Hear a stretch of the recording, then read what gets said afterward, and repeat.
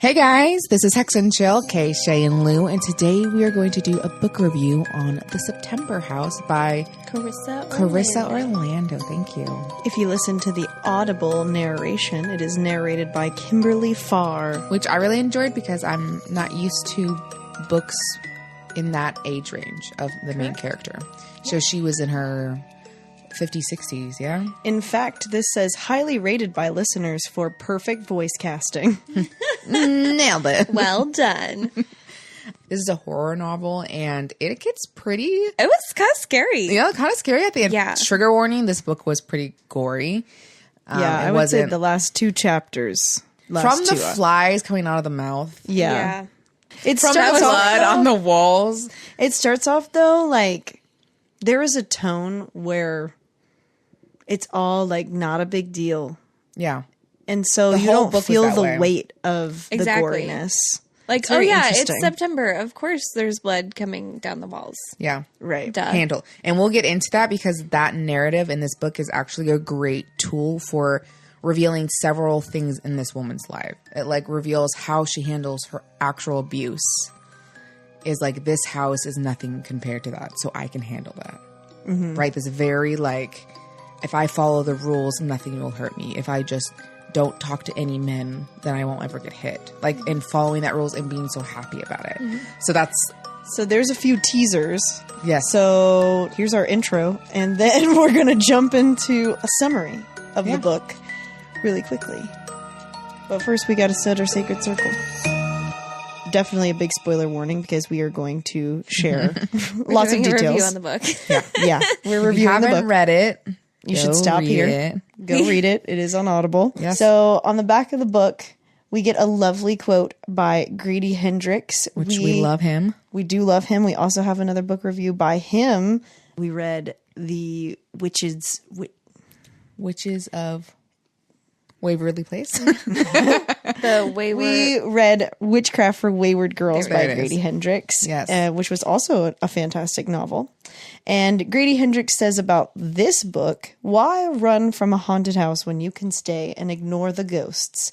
Just when you thought you'd seen everything a haunted house novel could do, The September House comes along and delivers an eerie, darkly funny, and emotionally grounded book about the ghosts that haunt houses and marriages, which I think is a fabulous. Yes. Like, and especially summary. from him because his horror is comical. Right. Yes. And so for him to nod to another author that he means that it has good comedy, which I agree. Right. Like, it was very dry, Yes. like a fun kind of just like, I really enjoyed her humor. At first, like, I get she's kind of like, I don't know, the what is the main character's name? Margaret. Margaret. So she's your lead and you're also in first person. Yep. So whatever. So it's all through her lens. Sometimes books are in, different perspectives. It's rare to read a book in first point of view. Yeah. Like it happens, like obviously it happens, but like all our fantasy novels. Yeah, they're No. third person. Yeah. I struggled to get into. I say that I didn't really like Margaret. She texted us and was like, I don't like her. And I was like, I think we're going to just. And No, she specifically said Margaret feels like an unreliable narrator. Yes. I don't trust her. and Which I stand by that. Yeah. But also I felt very triggered reading this book because, trigger warning, there's domestic abuse in it. And it's the narrative of if I follow the rules, if I do this. And it felt triggering because that's what I did for so long. And so I was Right. like, I don't trust Margaret because I think Margaret's me, and then at one point I was like, you know what? I am going to choose to believe Margaret, and I'm going to like her, and I'm going to stick with her through this. And I'm glad I did that. I think not until like the last two chapters Right. are you like, is she actually seeing this shit? Because no one else is. And Hal is, but you don't have it from his haven't mouth. seen Hal. Right. Hal's her husband, and she talks a lot about Hal. Hal, the way she makes you go from, this is such a cute old couple who got the perfect house that they wanted, to, I'm so glad he's in that basement. Dead. Warning, he dies. Like, you Not the warning after you already spoiled Whatever, it. they were already warned, guys. True. That was a crazy shift in person. Well, and that's why I struggled, because she is an unreliable narrator. Yeah. Because the way that she talks about Hal and the way that we learn about the house, and which it's also fucking bonkers, you guys, because I could totally see myself living in a fucking haunted Melissa house could totally do this. and be like, oh, it's September. It's not going to get bad until like the end of September. We'll bring the priest in. We'll follow the rules. It'll be fine. There's just blood on the walls and children that show up that they're like not normal ghosts. They are, when they became deceased, like is what they look like. And these characters were killed very violently, and mostly children. So she just sees these little like demon children who not only don't just walk around, if she walks through them or they touch her, she feels the way they died. Yeah. And there's one character named Elias as a little boy, and he bites. And it's all about like, if I wake up before he bites me and I roll out of the way, and you're like, woman, this is not easy. But it's so vanilla sounding, like how she describes things. Yeah. Like, oh, like, this, and it's very calm. And it makes sense. And you're following along, and then you're like, wait a second. No. What? No. I think also Shay said she didn't really enjoy the narration quite a lot. Well, I don't know. You didn't love it. Like, There because were I was just a talking about how... few- Yeah, it was mostly, that's just me being a picky voice actor and theater teacher. Yeah. But I think, thinking about her age and that sort of thing definitely helps provide more context and clarity, because I do think that we needed a narrator like that, for sure. Well, and she made it also sound like it was just so easy and simple. Like, you could have made her sound psycho, right? You could have made her sound like paranoid, but it just was more like, she made it sound like this is everyday life. Yep. I'm folding the laundry. I'm doing the dishes. I'm vacuuming the rug. That's how she made it sound. Because that's what it was for her. I know. And so, like, Yeah. the writing and the narration made, like, that, like, I was never mad at her, because I was like, what lends into a woman that has to just survive? Because sometimes we don't get the options to get out of it. Like, you're not like, I don't know, like the house trapped her, the marriage trapped her. Like, she just felt like the only way to survive this is by making this just something that's easy to do. Yeah. And it was a crazy viewpoint from someone who has been abused in relational, It was domestic. just, I thoroughly enjoyed this book, and I'm just now realizing, talking about it with you guys, why I liked it so much. And Tell us. I'm excited. Tell Pause. us. Tell us. it just, the way, because you start off and you're thinking, okay, this is going to be a classic haunted house type situation. A family moves in, gets haunted, whatever. And it does start off like that, but she figures out the rules, figures out how to abide by them. And she's in her 4th September. And then it's so logical. And then she says, well, Hal, the last September wasn't great for him, and he said he didn't want to have another September. So we just had a disagreement and he left. And you're like, of course he left. He didn't want to be in the house for another September. He didn't want a child to keep biting him. And you don't think, and you don't, Elias. I didn't think, oh, he's dead in the basement, until they were in town. Her and Catherine were in town, and she kept seeing he's in the basement. And I was like, shit, he's in the basement. Yeah, her daughter comes to visit because she can't get a hold of her dad. She does not have a good relationship with her dad. She knows her dad beat her mom. Like, she doesn't like... and we don't even find that out until... later. Way later. So we just think Catherine and her dad don't have a good relationship because it's a typical... Because it's halfway through the book that she talks about her abuse, and you're like, wait, how? Yeah. Like, go to the movie theater, how? That you made this really cute date when they first... Right? Like, you're like, what? And the daughter, you kind of see, like, has similar attributes to her dad. She gets really angry, right? And she's trying to control that. We always talk about how sometimes our trauma slowly fades. Like, how you feel like Generational trauma. Generational trauma. Like, how you feel like you can control things better. Yeah. I feel Catherine's a great example of that. Yes. Like, I will not hit my spouse. Yes. And she did not. Right? And she will have these explosive moments. And then there is at one point when Margaret is preparing herself for one of Catherine's typical meltdowns, and Catherine goes, like takes a breath, and she's in calms therapy down, and says something, and Margaret's like, "Who are you?" You know, and it was just a growth moment for them. Yeah, I also think Margaret as a mom is very protective of Catherine, and how she does that is in an annoying way of blocking everything from her. So she never let her in. Everything was perfect. Everything was fine. I think that's the problem I have with Margaret. Yeah, no, because that's really what I hate about her. And I think, Lou, I felt similarly in how I was triggered listening to the front half of this book, because we start off with like, okay, here is a haunted house. It is very blatantly haunted. And we get this narrator who is like, it's fine. We're great. Love it. And conversations she would have with Catherine, her daughter, were very controlled. Everything was always very controlled. If Catherine sweared on the phone, watch your language, missy, that sort of thing. And I think it reminded me of my maternal relationship and how like things similarly to that would happen and occur in my household. And yet we're still presenting this picture perfect narrative when it is very much not picture perfect.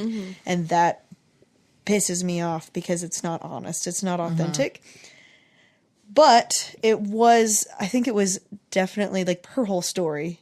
I grew empathy for her because while you find out through rose-colored glasses, because you don't really ever see the full picture of what happened, you start to understand why she's made the decisions and choices that she has and why she's continuing to stay in this environment when literally every haunted house story that exists ever, people are scared of the ghosts and run away from the ghosts. And she does not. And don't just live with them. And well, because I think the house was easier to deal with than Hal. Yeah. And I think when she was with reality. Yeah, reality was too much. The house, even though it was crazy, the rules were easier to follow because Hal was unpredictable. Like even if she did trained. The best. Yes, even if she did the best. Like examples of like the controllingness where like I had to text him when I left to go to the grocery store, when I was in the grocery store, that the person who checked me out was a female, when I got in the car and when I got home. Like this is what she did, her rules. So they weren't easy. And that moment where she's saying I followed all the rules, and Hal is yelling at Catherine, and when she's 18, I think, right? Or 16. I know, yeah, she was like 15, it was like right before 15? prom, right? Yeah. Yeah, and he's yelling at her, and that's when the mama mode flips in. That's why I like her in the sense like I understand. She is a fierce protector of her children. Like, yes. Why is she living this way? Because if she is perfect, then she'll never get hurt. And when there was a moment that she thought she might get hurt, she sent her away.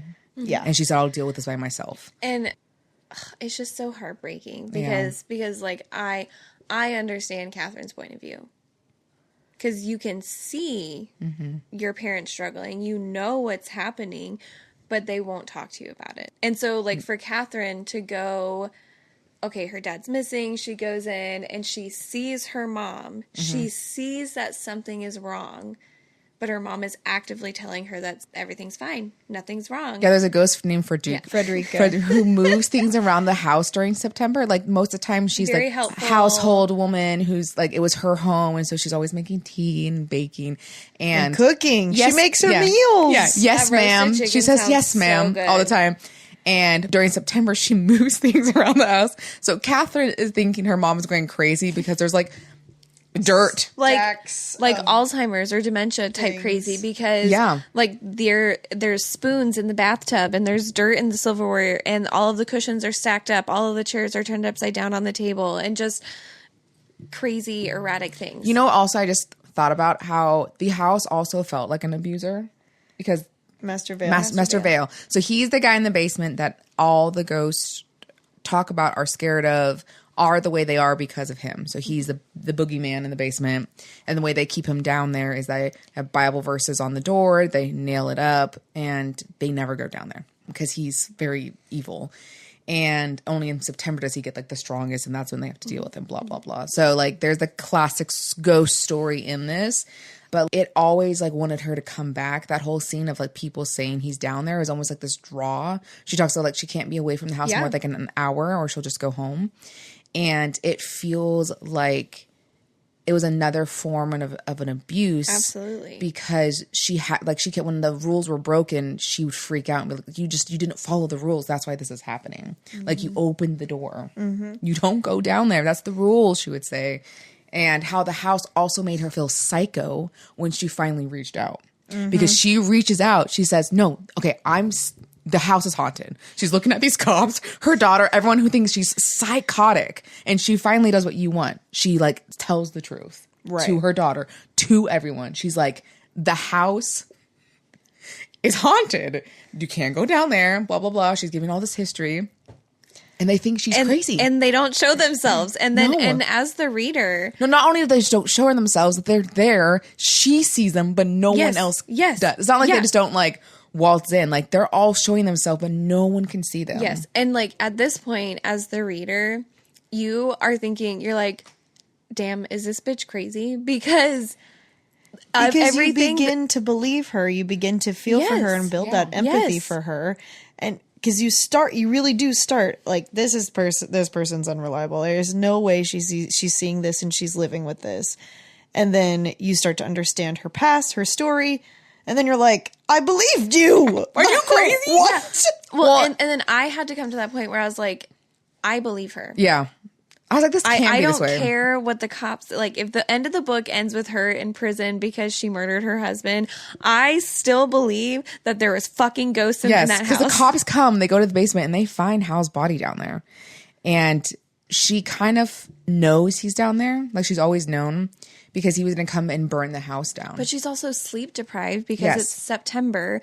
And so she has bad dreams. She doesn't sleep. And then that lead up to it. So it makes sense that she knows what happened, but it's not like there for her because she's so sleep deprived. But it's crazy too, like that whole end scene where Catherine and the cops are talking to her and giving her all the different pieces of like, this is why you're doing this. Yeah. And this is why this is happening. My grandma, when she had dementia, moved stuff around the house. And you're like, and then she starts to believe. Doubts herself. Yes. Right. Exactly. Yes. Yeah. And which is actually mind boggling because when you think about this whole story in juxtaposition, the whole story is literally about abuse. Yeah. Mm-hmm.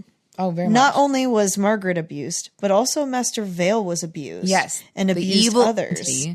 Was like severely abused as a child. And then when he grew up and he inherited the house because everyone mysteriously died, he then began to kidnap children and mutilate them. And that's how she calls them the pranksters. But there's like... There's six children who show up in September and haunt the house. And all they do is just stand there and point with however Master Vale killed them. So there's like one kid who's been disemboweled. So one has no legs. One has no legs. One has like their face has been completely like when she's describing them, so you're like, ew. Well, and then the rest of the ghosts in the house, which is interesting too. So like Frederica and Jasper, they were in the house after Master Vale, but the house like sucks. But the house always takes you. Is always there. Yeah, so the house is like sucking your soul out from you, and it makes you like end up killing yourself. Yeah. Yes, I don't know if you guys connected this, but at the end, every single prankster or ghost explains how they died, and especially for the ones that came after Master Vale, they all are filled with this emptiness, this loneliness. Yeah, there's a woman in the fireplace, Blythe. Right, Blythe, and then Jasper and Frederica, and then we find that Elias and Hattie. Elias and Hattie. And then we find out that the person that we thought that Margaret was talking to this whole time, who was her neighbor, is actually the last person who owned the house. I knew it from the beginning. I was like, this is a ghost. This has to be a ghost. And I think that also is Margaret's breaking point when she finds out, because she doesn't know. That's the only ghost she doesn't know is not a ghost. That was my point where I was like, I'm either choosing to believe this woman or not, because she goes, oh, Edie, she sees them too. She's my neighbor. Let me go call her. And they're like, Margaret, have no neighbors. you don't have any neighbors. Yeah. Other than There's how. no one that lives over here. So she's so hopeful because this person who's going to like have her back, they can't see either. And then she's she like, sees her. Yeah, she's Right standing outside there, the and they have window. a whole conversation, and people are like, "Okay, this woman's bonkers. She's talking to somebody." And you find out that Edie ended up killing herself with sleeping pills because she, again, felt so alone and empty. And you have to translate that back to what Master Vale was feeling. Yeah. That feeling is coming from him. Absolutely. And affected so many people. And Master Vale also died in the house. Yep. He died at like after all he killed and all this stuff. And so this house is like constantly taking in victims and just basically making them doesn't want Margaret to leave. So I think that's like the turning point where it, like the book, everything starts flying off. So, and they're not breaking her either though. That's the interesting about Margaret is that Hal breaks. Margaret does not because she's been trained not to break. exactly. Right? She knows how to follow the rules. Hal crumbles and you're like, bitch, get down there. I was so mad because his abuse, I mean, it's just, I hate that she is so, like when she describes it, it's just so minimal. Like, well, with the bruises and then she builds it up. That scene was beautiful. There was the bruises on the wrists. Yep. To the under the clothes, to over the clothes bruises, and to hospital, I fell down the stairs. So like how abuse built up because people were always like, oh, he just yelled in my face one time, right? He just grabbed my right. And Right. you just rationalize it till when the big things happen, you've already started to rationalize. It's crazy. Yeah. So I was not sad is- that Hal was in the basement. I was also. I don't think Catherine was that sad either. Like No. she was. I think she was more sad for her mother because she immediately assumes that her mom. her mom has met her Murdered. breaking point. Yeah. And Murdered. has gotten, has unalived her own husband, which I felt so much for Catherine because Catherine was like, I wanted them to split up. Yep. I wanted them to leave each other, and they never did. Like I wanted my mom to stand up for herself. Exactly. And I think that another thing that was fun about that mother-daughter relationship is that scene we see Catherine almost get abused by her dad. She's like, Mom, I want to stay. I want to help. She's getting dragged to the car. Like, I don't want to leave you here by yourself. And she's like, no, I'm fine. I'm fine. Sends her off to her sister, who Hal hates because he's jealous of the communication she has with her sister, this controlling of a man. And so her sister picks up the first ring and says, I just need you to come now. And she's like the most broken, abused on the ground because Hal has just like destroyed her. And that moment was so crazy because then you have the parallel at the end when she says the same thing. Master Vale has brought them down into his basement after all this stuff that's happening, like cops I being love those two scenes. Like cops being twisted. Wait. Before. That's like, I love the part when the house has not shown itself to the rest of everyone that's there. Yes. And then as soon as they're trying to take Margaret, they have her in handcuffs and they've convinced her that she's crazy and she's going to leave. And then all of a sudden, The house basically saves her it does. because it comes to life. Yes. And these cops get like, I don't know. I'm thinking of like the Crucio curse in Harry Potter, like bones Like, popping and oh, breaking, and gosh. like she describes it like it reminded me of Saw 3. when a spider dies, and they like that's how never seen the author describes Yes, it. When yes. a spider dies from poison, Yeah. you spit, and it Yeah. crumples in on each other. So we have 2 or 3 cops get crumpled up like little daisies, and then Mr. Vale comes up and drags Catherine down to the basement where he does all of his experiment on children. And Mama says, no way. Absolutely not. absolutely not. You do not. This is a rule. I will do whatever you want to me. You do not touch my daughter. And so they fight. I've played by your rules. Yeah. Now you have to play by mine. And this has always been the rule. You can't touch my child. Right. And they this epic battle happens. She tells her daughter to get the F out of Dodge, but Catherine comes back and smacks him with the paddle that he got abused with as a child. And I was like, whoa, like the one thing Yeah. that would actually probably hurt him. And it doesn't really. I'm getting chills right now. Like it's just so good. So Yeah. then like they're having this epic battle, but they can't win because he's this dark evil entity. And then Frederica comes in. I might even start crying. Oh my God, why am I Crying. emotional? But Frederica, she steps in, man. She steps in and she like it's just like, hey, ma'am asked you to leave, so you're not welcome here, you know? Well, I think it's the first time they saw someone be strong against Mr. Vale. Yes. Because everyone got sucked to dry. Well, and like, and she was like, how many of these people had relationships with these ghosts? right. Like, Margaret played by the rules. She made sure, like, she talked to Frederica every day. She figured out how to make Elias happy and make him go away for a week. She would dig up his mom's bones. That whole scene was hilarious of her figuring out how to bring a disembodied skeleton to the house. So she's like, first I just would take it. And then I was like, I got a didn't wanna be vase. disrespectful. So I got a pretty vase. And then I just started doing garbage bags. And then I put them in like bone by Tupperware, bone in like- Tupperware. So she just had to bring the Tupperware up. It was just really funny. Because it's like this woman's brain. Yeah. Anyways. Anyways, but then all of the spirits that she has formed these connections with, like, step in and they overpower Master Vale. And it's just this beautiful, like... Well, the other thing, too, is that they all take back their power, right? They all hurt Yes. him in the way that he hurt them. Yes. Yeah, they're like stabbing him. They're biting him. But they're all doing exactly what he did to them, Yes. which is, I think, the craziest thing. Yeah. One of the first things that happens is Julian, the boy that's disemboweled, literally just like puts his hand right on the center of his stomach and he gets disemboweled. Yeah. And then his arms start like falling off and his legs get ripped off.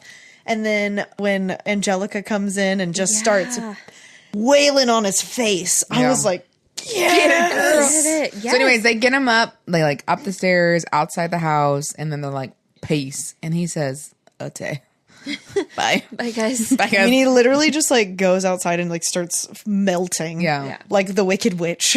It's the idea that like his hold on the earth was this like evil, and when it was taken away, there was nothing to keep him there. I have a question to ask you both. Yes. And I want to know your thoughts. All of the spirits came to help Margaret that died in the house, except How? Hal. Hal didn't even show up. Yeah. That was my one question. Why do you think that is? Yep. Everyone showed up, Yeah. Everyone except Hal. And I was like, is this because I don't know, because he got killed by Master Vale. Did he? Maybe that's why he didn't show up. Maybe Margaret actually did kill him. Maybe. That's a great lingering question. Honestly, though, if she did, She don't was blame so her. sleep deprived at that point. She doesn't remember. I don't think she did because, like, according to the storyline or whatever. But I mean, I don't know why he doesn't show up. I know. my theory is that He's an the asshole. whole descent for Hal after Master Vale essentially invaded his thoughts and minds, I think that Master Vale became Hal. And that's why the house had the same attitude as Hal and became an abuser. Because, well, one, that's all Master Vale already knew. Because if I was he like, was he abused abused, all the other people. and because there was an abuser also there, I think they became like their spirits morphed. Or he just almost. absorbed him. Right. I like that. Well, and like because, which we don't have anything to compare it to. Like, we don't have anyone else that's leaving the house. But when she's leaving the house, she feels that I need to go home. I have to get home. And that's what we know. She felt that when she was with Hal. And so, like, I can totally see that parallel because we know at that point he was dead. Yeah. So, Like more the obsessive thoughts about her, maybe. Mm-hmm. Yeah, I don't know because I think she also felt that way before though, because she talked about when she was at the grocery store and she just left a whole thing because she was away from the house too long. So like I think it had a little bit of that, but maybe it grew really strong once it had Hal. yeah. So yeah, I mean, it was a really good book. I mean, I had no idea it was going to be a story of a woman Yeah. who survives abuse because in the end, that's what it is. Yeah. Yep. She gets to be by herself in her dream house I want an with epilogue. her friends. I want an Edie epilogue. What and does September friend- look like like- now? Like she's like those two girls are her first women friends that she's ever had. And they're these like ghosts and she gets to just like chill and have a life with these ladies. Yeah. And she Also- gets to actually be friends with them because Hal can't see them. Yeah. He doesn't know. And then her daughter and her really heal. Yeah. That was really beautiful. I think from that experience, Catherine is going to heal more. I hope she gets back together with that woman she loves. Claire. I love that. I was like, oh. I enjoyed the book. I thought the author was really talented, and the story took me in a direction I did not think it was going to take me. Absolutely. I thoroughly enjoyed it. The end, I was like, oh, this is like a super Saw gory, and I did not expect this to happen. So when are we going to go by our haunted house? I know, one day. We're going to buy a haunted location, and we're going to make a crystal shop and an herbal shop, and then have a coffee shop. And An old movie dispensary. theater would also be really fun because you could play constant spooky movies with a coffee shop. Ooh. Wouldn't that be fun? That would be really cool. Just like a right. one box place. But If you are aware of any haunted locations in Tennessee, No, or it doesn't have to wait. be in Tennessee. In Massachusetts. If there's any haunted Massachusetts. oh yeah, we want to all move Massachusetts. to Massachusetts. So Who wants to come? Put it in the Google form. Sell us or tell us your house. Sell us your house. Wait, can we talk about the Google form? Oh, we should talk Yeah. about the Google Okay, form. guys, We did give a we got- response from our Google forms. So we're going to start a segment at the end that's if we have any This stories. is called Hex and Spill. Hex and Spill at the end. Oh my god, I love that. All right, here is our first segment of Hex and Spill coming from one of our followers, Brittany. This summer, I went to Hawaii on vacation and something happened that I didn't tell anyone about. But my psychic friend picked up on almost immediately when we started talking. He gasped and looked at me and said, "Did you see a mermaid?" I was shook. Mostly because I know he's real, but it's always these little things where I'm like, yes, you are real. If you've seen Pirates of the Caribbean movies, then hopefully you know what I mean when I say siren song. When I was in the ocean, I got the sudden urge to sing that exact song, and I did, and I swear I could feel mermaid fins on my legs. And if there hadn't been a wall blocking the entirety of the ocean, we were in Waikiki in the swimming section, I know I would have seen one. Love you all, and can't wait for our next Coven meeting. Yes, Brittany. Okay, I just have to say, when I first read this, I was reading it out loud to everyone, and Kay She and I screamed. literally screamed because You screamed so loud. You screamed so You loud. screamed so loud. You both screamed so loud. I was right next to you. Okay, anyways, I am a firm believer in mermaids. Yeah. She was like, that's why I So that screamed. just made my day. All right. Anyways, guys, we love you. Love those stories. More to come. We're so excited to share. The light in me sees the light in you. Till next time. Bye. Bye. Say it a bunch. Look. That's your Leedle, intention. leedle. Why did I? That's your intention for tonight. I do not say like. I don't say like. Lulu. Sorry. I don't Lubu. Laboo. Oh my gosh, we got another response. Period. Love that. Hell yeah, mother fluffer.